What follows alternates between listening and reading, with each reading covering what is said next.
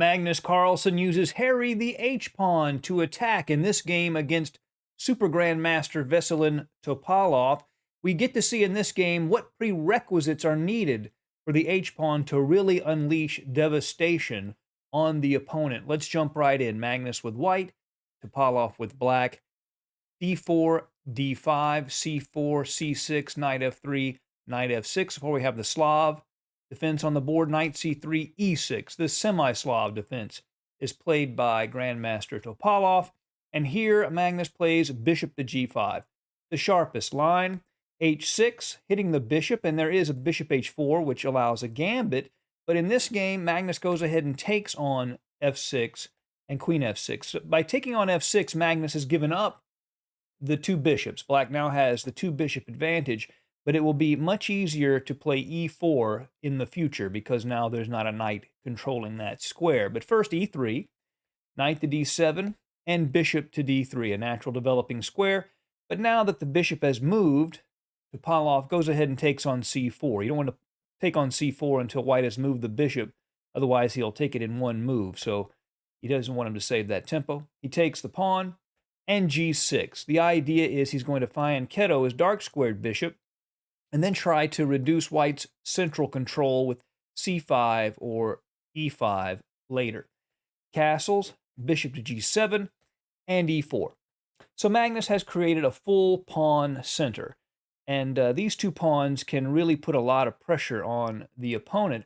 Also, Magnus is threatening to play E5, which will hit the queen on F6 with tempo. And if he can hold that E5 pawn in place, it creates a real wedge in the middle of the board. Castles, E5, as we said, queen to E7. Now, this is a very important position to understanding the use of the H-pawn in attacking. There are three very important elements in Black's position that really make the advance of the H-pawn powerful. Now, all three of these don't have to be in place for the H-pawn advance to work. Some people are playing it as early as move 3, but it still helps a lot. The first is the pawn on E5 creates space in the center, creates that wedge we were talking about, and that gives him control and makes it easier to make a move on the side of the board when you have that central control. Next, the king is castled kingside.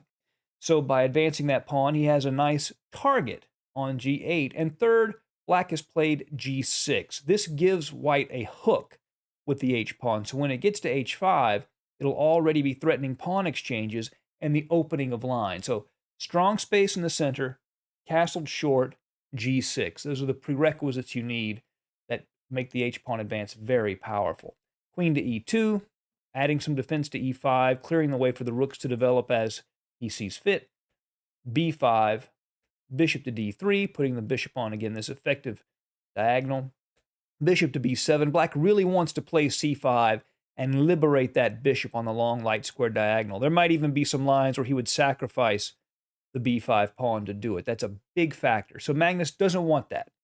He plays bishop to E4. Notice how he's keeping everything under control. He hasn't lashed out yet.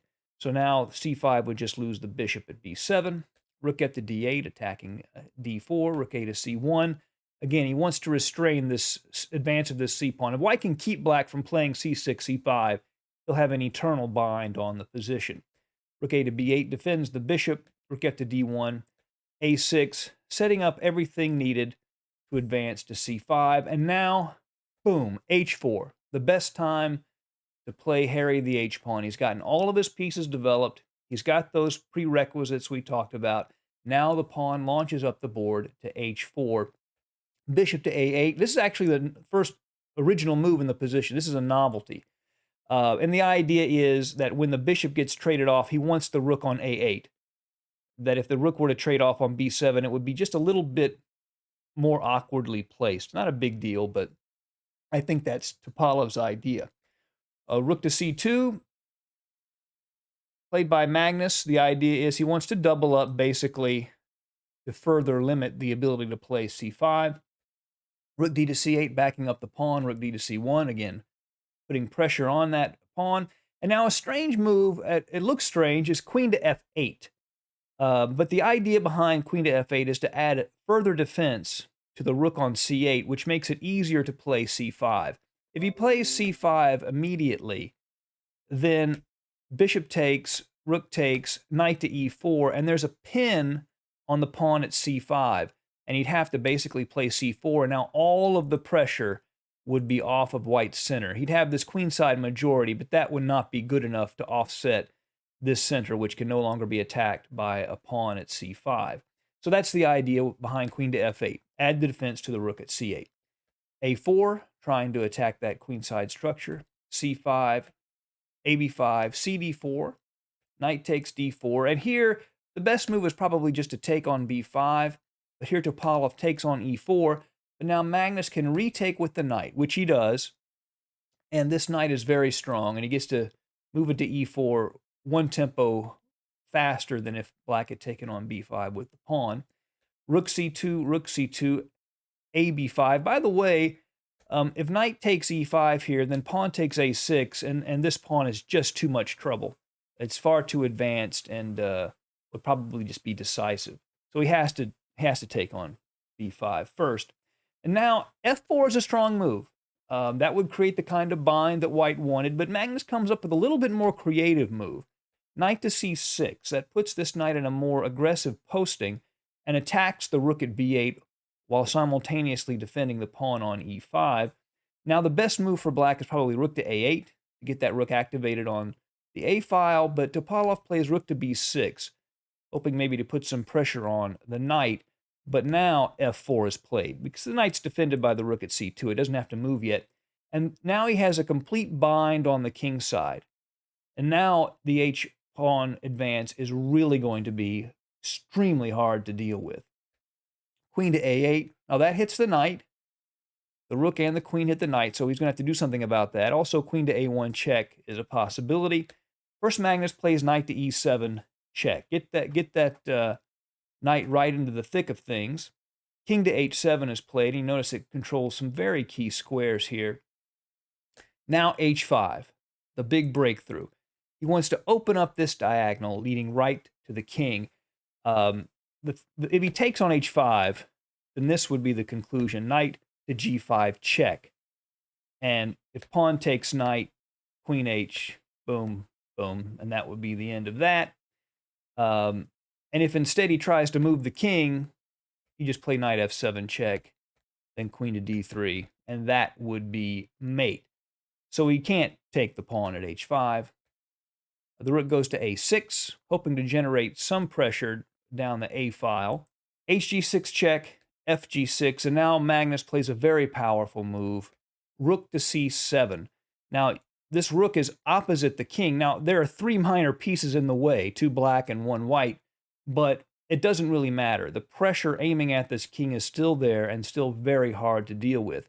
Rook to a1 check, and here Magnus plays king to f2 instead of what looks to be more natural, the move king to h2.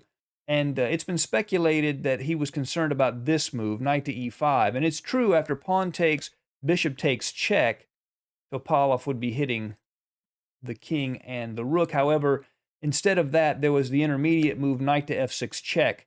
After bishop to f6, knight to d5, discovered check. And if the bishop goes back to g7, queen to e5, rook and queen meet at g7. The bishop can't take the queen because it is pinned. So king to h2 actually was a little bit better, but he would have had to have seen that crazy move. But he plays king to f2 to avoid that whole variation. The queen goes to d8, hits the rook, hits the knight. Now queen to d3. He can take either the knight or the rook, but as Mikhail Tal used to say, the opponent can only capture one piece at a time. So he's got to make a choice. If he plays queen takes rook, the more valuable piece, that would be a bad move. Not that he has any good moves, because white would play knight to g5 check. And on pawn takes, queen to g6 check, king h8, queen h5, bishop h6, queen takes bishop would be checkmate. So obviously the rook is off limits. So he takes the knight instead, but now rook takes d7, hits the queen. The rook is defended by the queen here. Queen to h4 check, king to f3, queen to h5 check, and king to g3. And you will notice there are no checks left. I mean, I could just give up his queen by playing queen to g5 or queen to h3 or something, But there are no checks that black can realistically make in this position, and the threat of knight to f6 is devastating. And Topalov resigned here. If he had tried king to h8, rook to d8 check, king h7, queen to d7, and still all the threats with knight to f6 check coming in the pin on the g7 bishop, and it would be curtain. So this was Magnus's game showing us how effectively he can play that h-pawn. He was very methodical about it. He didn't rush it up the board. He got all the parameters in place and then just tore up his opponent's king side. Hope you enjoyed the game. See you again soon at Chess Dog. Goodbye.